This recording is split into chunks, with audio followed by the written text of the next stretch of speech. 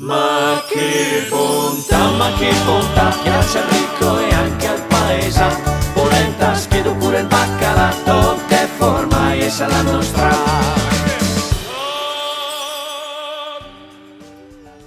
Ci risiamo, siamo tornati, bentrovati qui su Teletutto con Federica e il sottoscritto. Oggi vi raccontiamo le frittelle di mele. Oh, è semplicissimo da preparare. Un classico. Sai che quasi te potresti fare anche te. Dici, ce la posso fare? Quasi, Carnevali no, si fanno, le frittelle di mele. Anche se, però è un dolce che so per mangiare quando sarà, Bene. Allora, quando fare l'impasto, quando mettere la farina con il lievito, se le vabbè, e il zucchero, quando amalgamato in B, e mettiamo anche il latte, fino a quando vede che il nostro impasto è abbastanza omogeneo, morbido, però non troppo liquido, per carità. Anche tu este, Ma tu Ghidas hai mai dato una lecco del cupile? Il to? Ghidas! Sembra cosa lei Ghidas! Ma che bontà!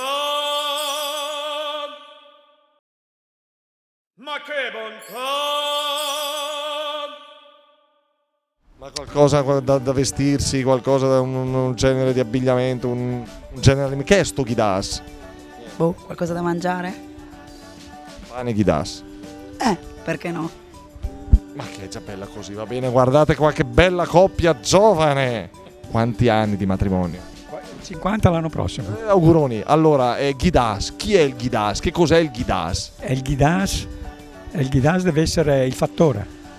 Tipo il fattore È il fattore del campagna, sì. il contadino.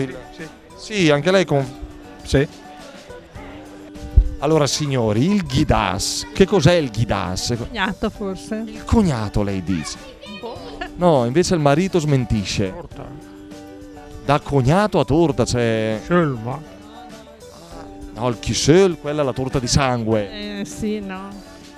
Ghidas, Per me è il cognato. Sì, aspetta, forse. il marito deve sempre ubbidire a quello che dice la moglie. Sì. Ai, il Ghidas, è mio il marito! E neanche il cognato. Bravo, e neanche il cognato, e il Ghidas, lei è il padrino! Vabbè. Che Aia! senta l'ha mai data al domene adesso!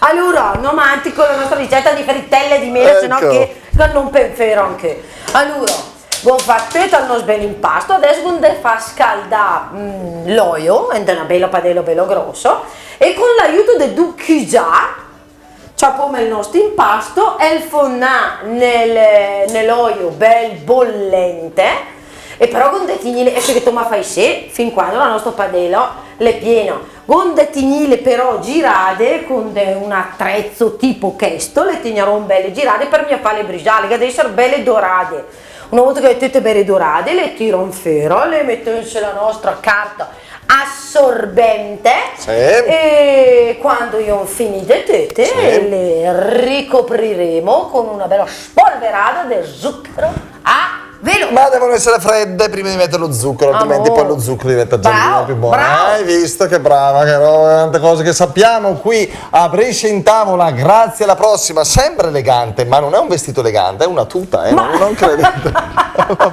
prossima, ciao. Ma che bontà! Le ricette e le puntate di Brescia in Tavola sul sito internet bresciaintavola.com.